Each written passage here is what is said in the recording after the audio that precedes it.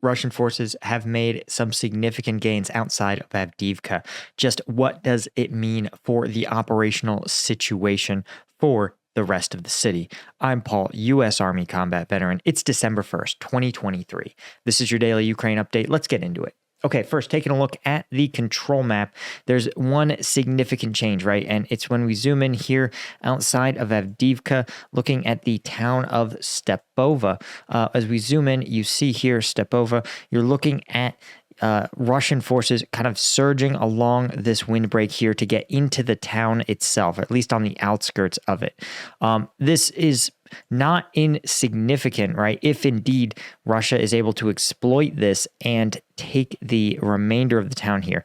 The town itself, not that large, but what is significant is that it does sit along a fairly substantive roadway leading out of Avdiivka, right? As we know, the defense of Avdiivka in and around this region depends on Ukraine's ability to get logistics into the town.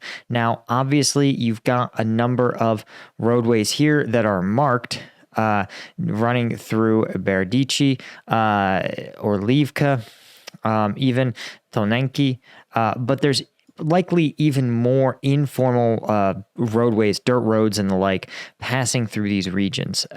So Stepova is best thought of as a stepping stone to some of these other regions like Berdichi, Semenivka, or Orlivka, right? If Russia starts to pressure these towns, then Ukraine is going to be in a much tougher situation to maintain a steady supply of logistic support to defending forces inside Avdiivka proper. So this is actually one of the first times in several weeks that we've seen Russia make an actually tactically significant gain in and around the Avdiivka area. Right, we've seen a lot of work where they've gone, around north of Krasnohorivka or sort of outward, pushing this prong outward towards this Ocheretine. But this is really the first time we've seen a actual village that is actually a hub for a road network in and out of Avdiivka be in danger of being taken by Russian forces. Now, again, does this mean Avdiivka is days or even weeks away from encirclement? Not unless Russia severely picks up the pace of its offensive operations. And you can see here, right, Stepova, going back days and days and days, there's very limited progress towards Stepova. You can see here, right, now we're back all the way a month ago. Russian forces were still kind of on the cusp of Stepova. And you could see as we advance over time, over the last month, you could see Russian forces throwing a tremendous amount of manpower into the Stepova area. And the result of all of it is really what looks like about 300 meters of gains towards this actual village. So that's, I think, the context you guys should take away from this.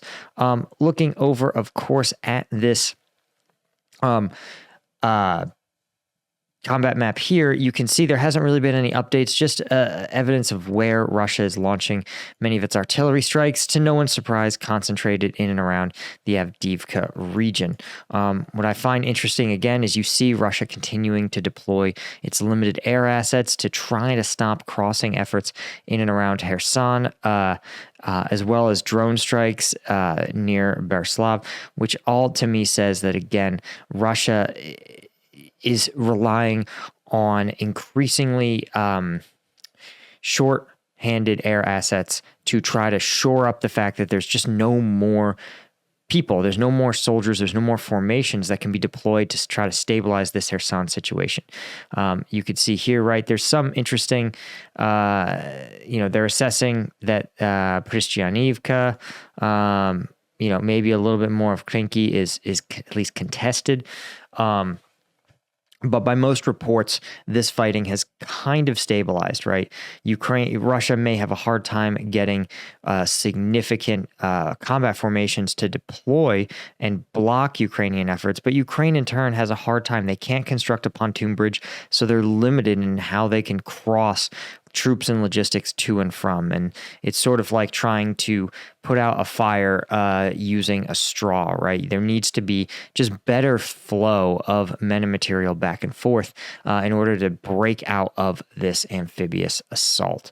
Anyway, guys, if you are interested, the holidays are here.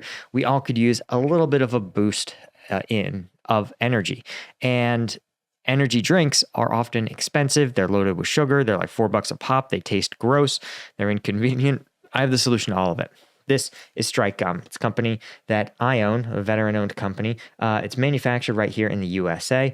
And most importantly, it contains 90 milligrams of caffeine in each piece. Zero sugar, but as much caffeine as an Amp Energy or a Red Bull. It also has 100 milligrams of alpha GPC.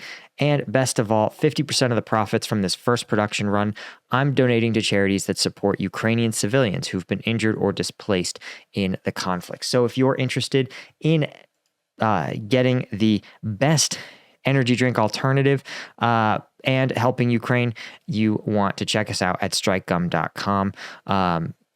Try it out, check it out, and feel the surge. Anyway, let's take a look. Actually, that's really all I had, guys. There's some rumors that I don't even want to pull them up, but I do want to just acknowledge that there's a lot of rumors that Kadyrov, head of the Chechen Republic, is actually on the outs with Putin, that due to Russia's pretty significant defense expenditures, that Russian financial support to many of these economically impoverished regions like Chechnya and Dagestan is going to be drying up, right? They're going to be cutting a lot of the subsidies provided to these regions. And a lot of those subsidies line the pockets of these dictators who govern or rule these semi-autonomous regions. And of course, Kadyrov, not a huge fan of that, especially given the fact that he has indeed helped out Putin, deployed his very limited troops to the front lines.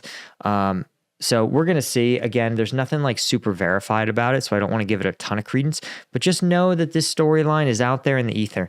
May develop into something, may not. Anyway, thanks so much to our Colonel tier members at combatvetnews.com. Thanks so much to our Lieutenant tier members. I really appreciate all you guys. I could not do this without you. I appreciate you so much, and I'll see you in the next one. Cheers.